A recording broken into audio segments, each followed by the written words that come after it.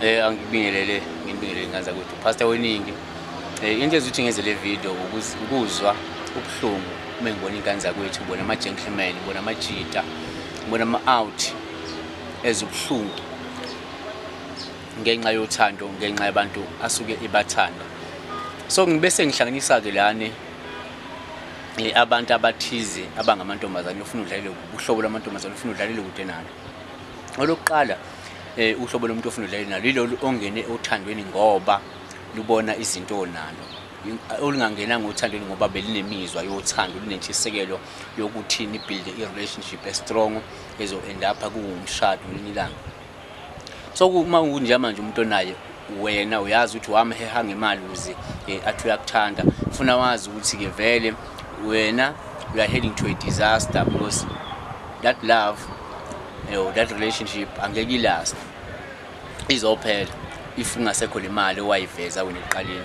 2, uma nguthi lo muntu wena weza kuwe ngoba ebona imali, mhlawumbe umhehangake but vele bekubonakala ukuthi unemali, umuntu ome kahle wasezela lokho, then kuzosho lo muntu la akakuthandi vele if athanda izinto nazo.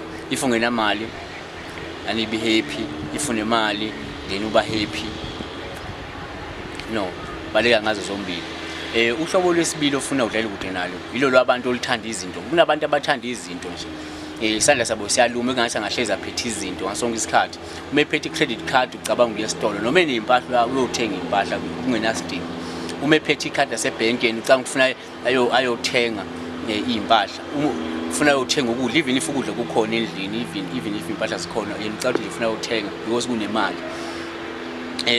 Uthenga izinto vele ezikhona, wenza i-hairstyle namuhla kusasa uyayikhipha uyenze entsha, 500 rand i-hairstyle or 1000 hairstyle uyayishintsha within 2 days, yabo. So labo abantu abangeba kuse phambili, if ufuna ukuya phambili nempilo, ufuna ukubuild ikusasa, kuzoba nzima ukubuild ikusasa nomuntu ongakwazi ukusave but okwazi ukuspenda. Kundlula umuntu uyathengisa, uyamalini siyathatha uyabeka la endlini, yabo. So lo muntu loyo unomqaphela. Mawukuthi umuntu othanda izinto kakhulu no basobo khulumani ifahle kulunga then move on, get another umuntu ozokwazi ukuthi asave ukwazi ukuya phambili.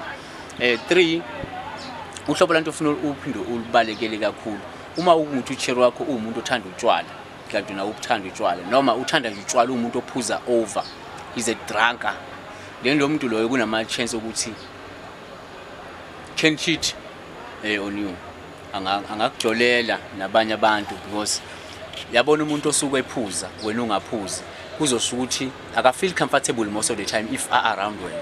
You feel comfortable if ana labantu abaphuzayo because they bakhuluma language eyodwa, bayazwana, ba-understandana. So ucabanga lo muntu lo uma ngithiwa usethavela nje manje usendlini usembhedeni ubusiness nje usendlini yena usethavela, kuluthenza i-friendship ezo develop into a relationship nabantu bale emathavela le itshwale la suke espend isikhathi khona. So kubalekile ukuthi remember isizulu sithi inyoni zohlobo lodendizana ndawonye. So when if you don't spend much time etshwaleni, lo muntu wakho spend much time etshwaleni, that means izothola abantu abafana naye ngale etshwaleni.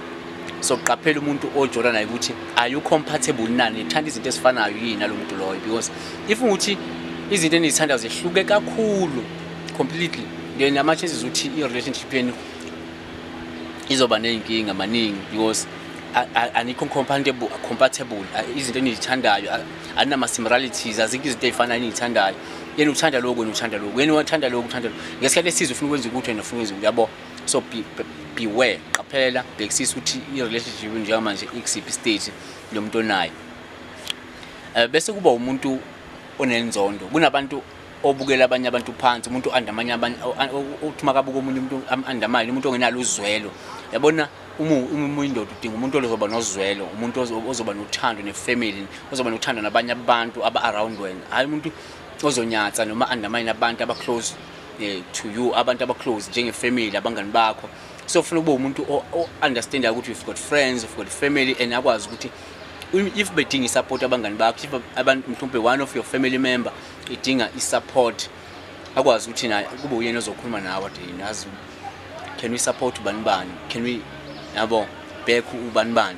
So if ungukuthi umuntu wakho, if wena ufuna usiza ifamily yakho, ufuna usiza abangani bakho, uba nenkinga, then lo muntu lo ufuna umqaphele kakhulu awukwazi ukubuild i-relationship nomuntu onyanya ifamily yakho umuntu onyanya abangani bakho umuntu onyanya abantu abaclose nawe but yena expect ukuthi wena ufuna umthande uthande abangani bakho uthande ifamily yakhe uthande bonke abantu abaclose to yena so ngiqaphele kakhulu ingane zakwethu asingasifakini ezinkingeni sibona ngenxa yokuthi sithi sinothando balike to identify umuntu ofanele wena ofana nawe obona ukuthi you are in the same picture nihamba to the same direction nabo then lapho kuzoba simple yeah till next time guys please subscribe to my channel.